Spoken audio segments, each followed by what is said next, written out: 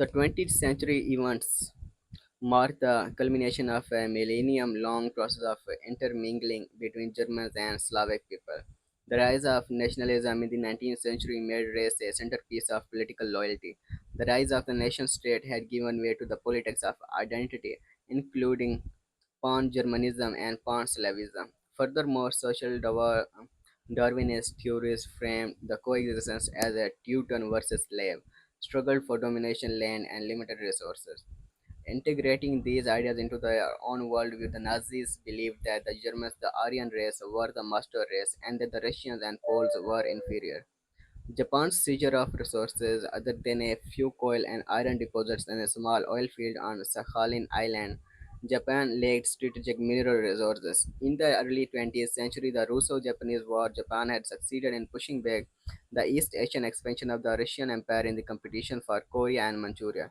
Japan's goal after 1931 was economic dominance of most of the East Asia, often expressed in the Pan-Asian terms of Asia for the Asians.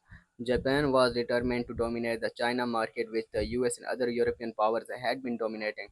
On October 1939, US Ambassador to Japan Joseph C. Crew, in a formal address to the America-Japan Society, stated that the new order in East Asia has appeared to include, among other things, depriving Americans of their long-established rights in China, and to this the American people are opposed. American rights and right interest in China are being impaired or destroyed by the policies and actions of the Japanese authorities in China. In 1931, Japan invaded Manchuria and China proper.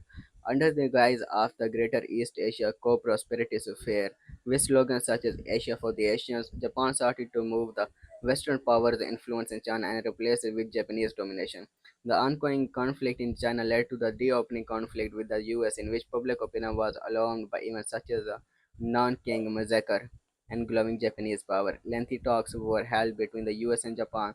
The Japanese invasion of the South and French Indochina made President Franklin Roosevelt freeze all Japanese assets in the US. The intended consequences was to halt oil shipments from the US to Japan, which supplied 80% of the Japanese oil imports.